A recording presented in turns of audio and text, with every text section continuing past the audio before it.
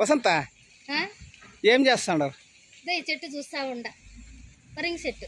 పరింగ్ చెట్టా? పరింకాయ భలే బాగున్నాయి చెట్లు. పరింగ్ చెట్టు కొంతలక్క బొప్పాయి అంటారు దీన్ని. దీనివల్ల మనకి ఏమన్నా ప్రయోజనాలు?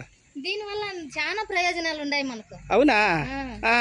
ఇది తిని దాని వల్ల జీర్ణశక్తి, మంచి జీర్ణశక్తి.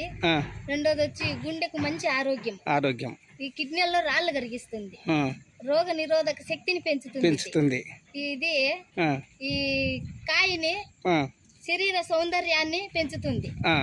ఈ కాయ దీన్ని పేస్ట్ తీసి మనకి ఏడన్నా గాయం అయింటే ఆ గాయం మీద పెడితే అది తగ్గిపోతుంది, మానిపోతుంది.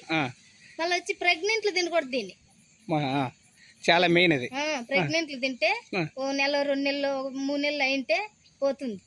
కావాలన్న వాళ్ళు కూడా, సంతానం కావాలన్న వాళ్ళు తినకూడదు. ఒకవేళ పిల్లలు కావాలా అనుకున్న వాళ్ళు మాత్రము తినకూడదు. షుగర్ను కంట్రోల్ చేస్తుంది ఇది. మళ్ళీ వచ్చి పూలు.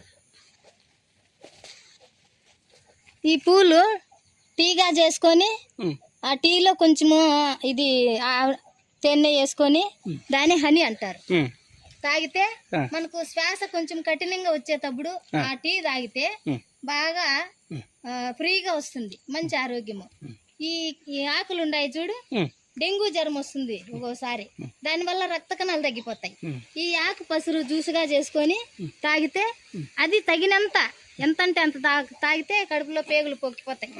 తగినంత తీసుకొని తాగితే రక్త కణాలు పెరిగి మంచి ఆరోగ్యంగా ఉండి జ్వరం తగ్గిపోతుంది, రక్త కణాలు తగ్గిపోతుంది. మళ్ళీ ఈ ఏర్లు ఉన్నాయి చూడు, ఆ రక్త కణాలు పెంచుతుంది, తగ్గిపోయేది కదా రక్త కణాలు పెంచుతుంది. ఈ ఏర్లు ఉన్నాయి చూడు, ఆ ఏర్లు తీసుకొని పంటి నొప్పి వస్తుంది అప్పుడప్పుడు. ఆ ఏర్లు తీసుకొని బాగా కడిగేసి నున్నగా దంచేసి మనకైతే యాపలు నస్తుందో ఆ పొంటి మీద ఆ పసురు పిండుకుంటే ఆ పొంటి నొప్పి తగ్గిపోతుంది.